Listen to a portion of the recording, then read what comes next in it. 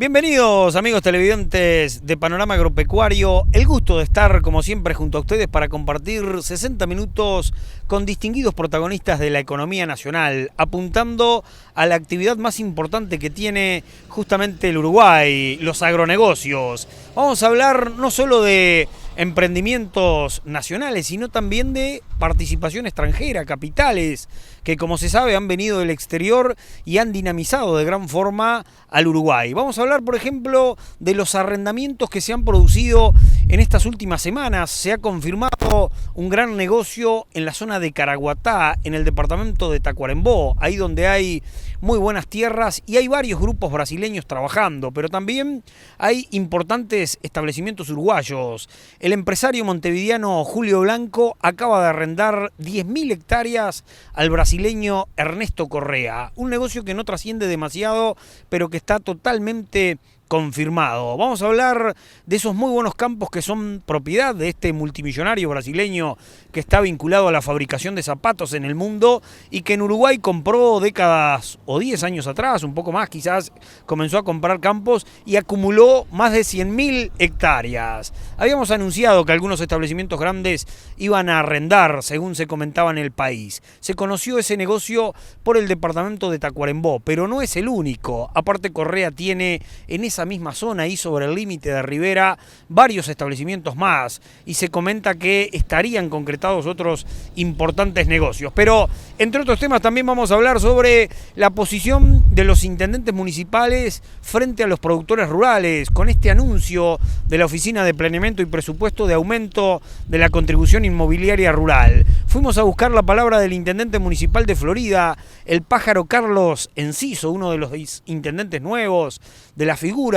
nuevas que tiene el Partido Nacional, y habla sobre esta tan importante discusión, aparte de contarnos sobre la actualidad de algunos emprendimientos que no han podido prosperar por Florida, como el frigorífico que iban a construir los venezolanos en Ruta 5, o el propio frigorífico que antes tenían los angoleños que compró Zambrano, un extranjero que se iba a unir a capitales de Venezuela y de China y que al final tampoco prosperó. Hay varios emprendimientos grandes en Florida pendientes que Enciso explicará en esta entrevista.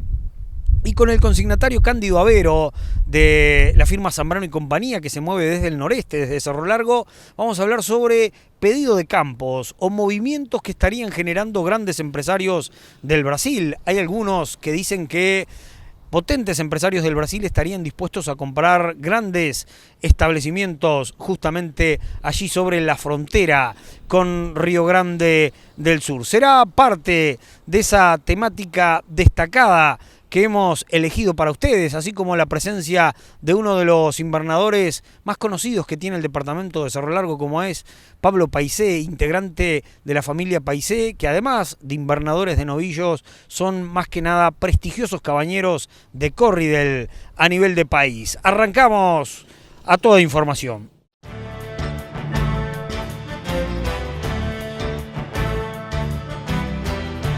Comencemos a disfrutar la mejor información regional y nacional. A partir de este momento, Ramiro Ceballos y compañía. Para entender lo que sucede en este acontecer dinámico y cambiante, le acercamos una propuesta actualizada y profunda, con la visión de los protagonistas. Para saber de primera mano lo que sucede y lo que se viene en este nuevo escenario mundial que nos ubica en un lugar de privilegio. Política, negocios y todo lo que realmente importa. Un análisis con profundidad e independencia en un enfoque diferente para comprender las decisiones que influyen en nuestras actividades. Aquí, los protagonistas contestan lo que usted necesita saber. Con ustedes, Ramiro Ceballos en compañía.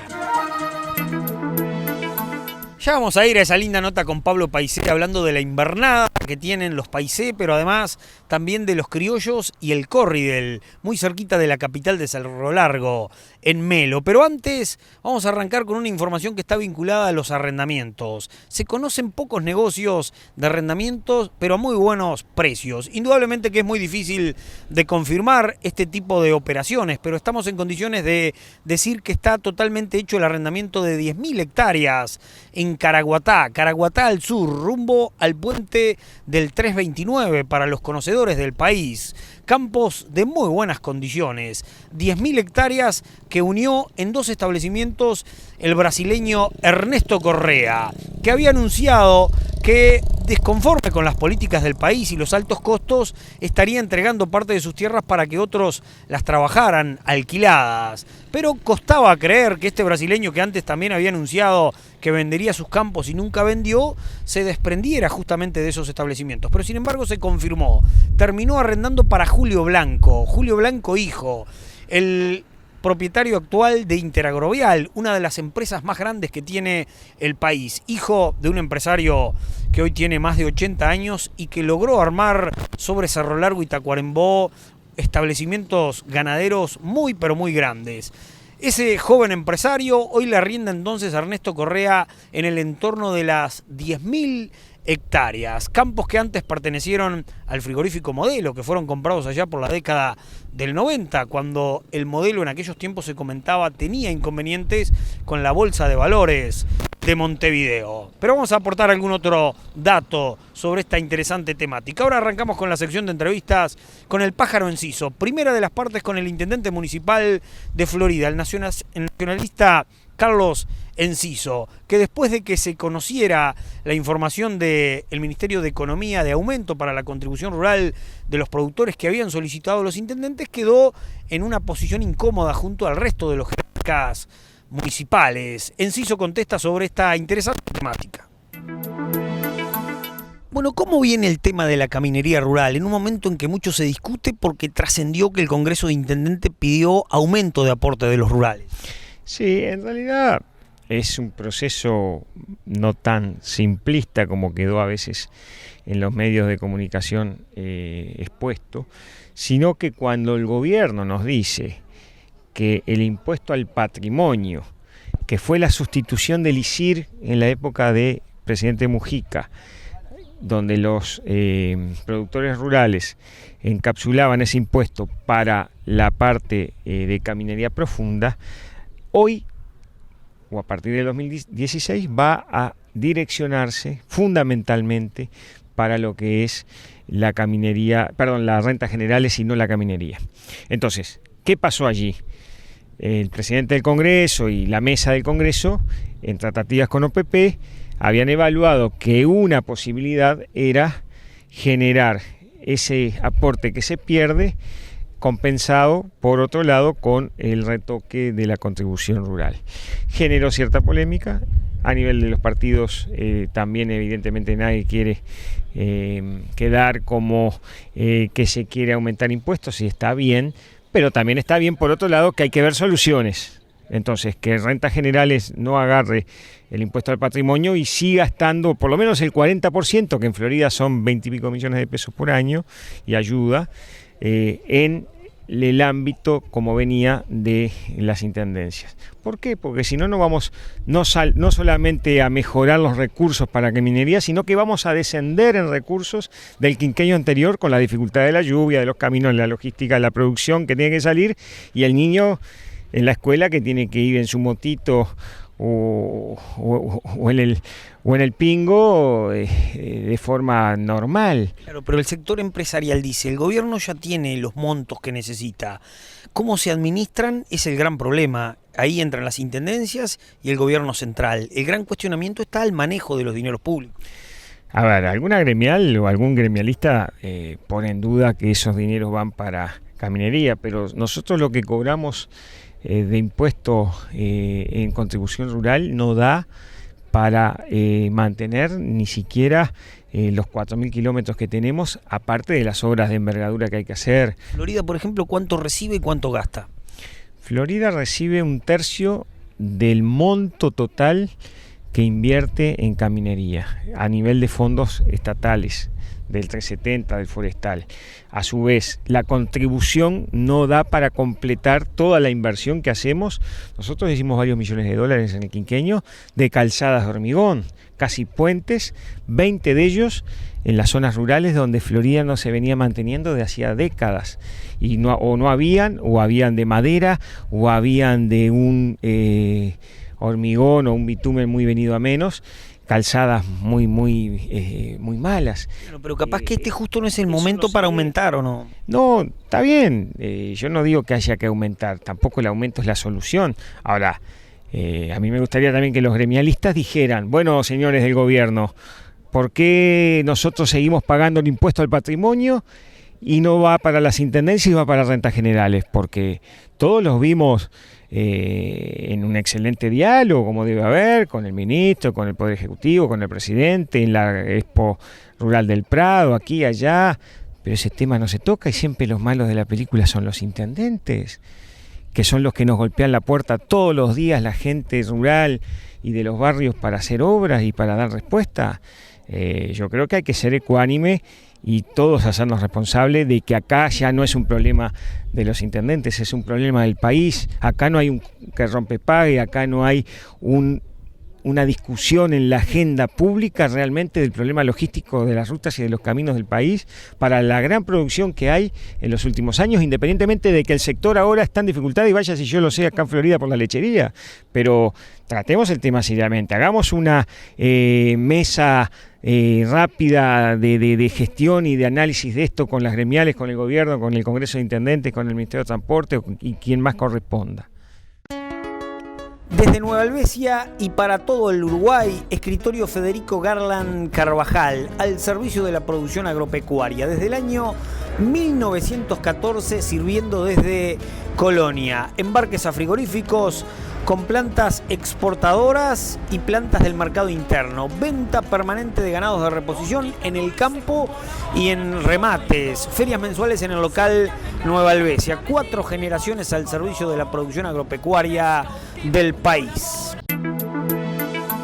Ya vamos a hablar con Cándido Avero, el consignatario de Melo, sobre la participación de algunos brasileños que andan buscando establecimientos grandes para comprar, aparentemente, en esa zona norte del territorio nacional. Pero ahora arrancamos a hablar de invernada. Vamos a preguntarle a Pablo Paisé, integrante de esa familia tradicional de la ganadería de Cerro Largo, reconocida por su muy buen corri, del que les ha permitido inclusive, además de ganar premios importantes tradicionalmente en la exposición de Cerro Largo, también a nivel del Prado y por supuesto en otras exposiciones del interior. El hijo de Héctor Paisé Turena habla sobre el negocio familiar, en un momento en que el ganado gordo trepa y llega a valores en el entorno de $3.50 nuevamente para las novilladas buenas, con motivo justamente del trabajo industrial que realizan las plantas frigoríficas basada en la demanda de los cortes kosher, que desde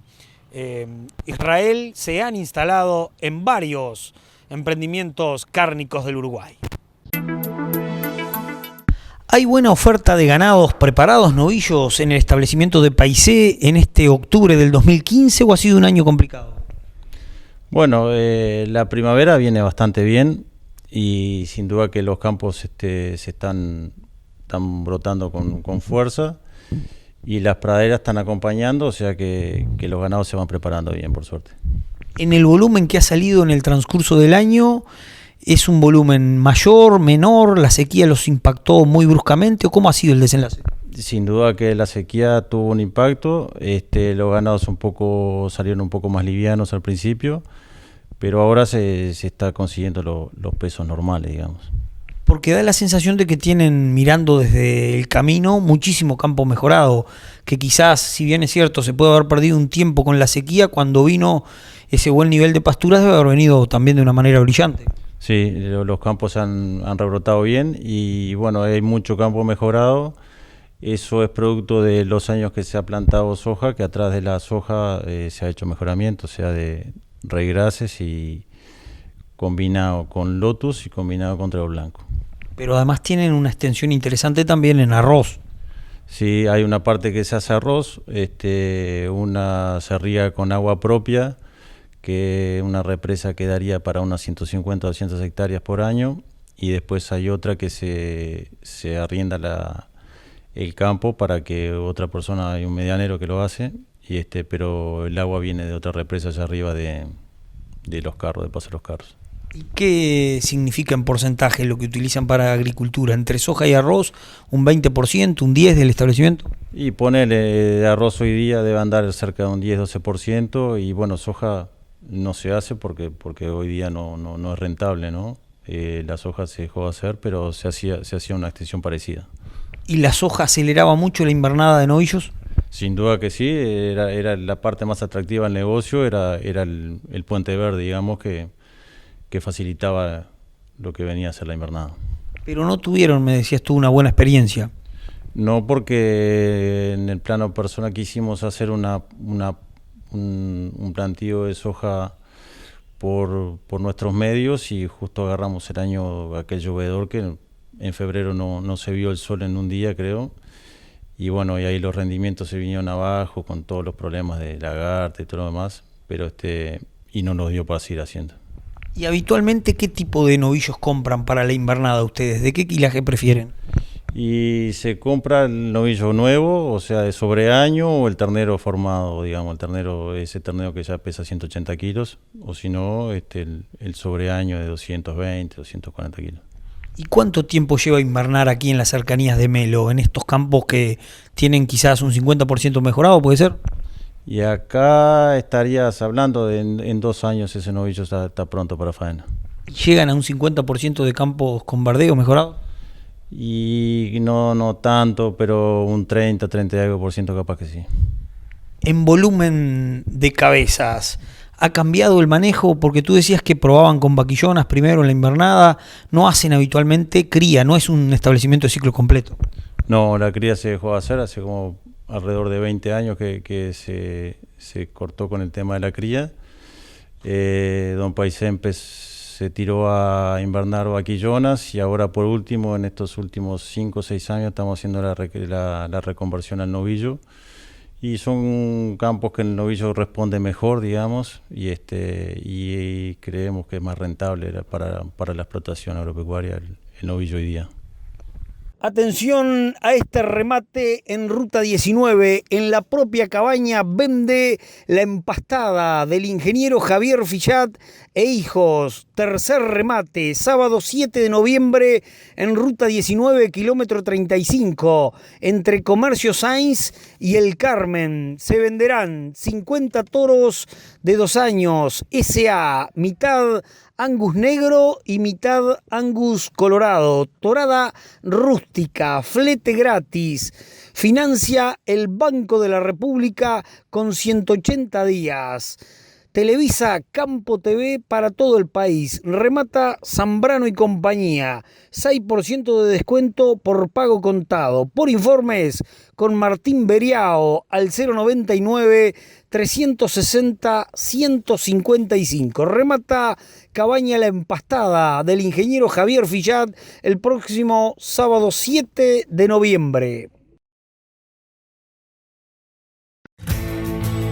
Escritorio Ismendi, más de 8 décadas dedicadas a los negocios agropecuarios, ferias especiales, venta de ganados en el campo, embarques a frigoríficos, operaciones inmobiliarias. Escritorio Ismendi, negocios rurales, todos los negocios en una misma empresa, en 33 44 52 20 31 o en www.escritorioismendi.com.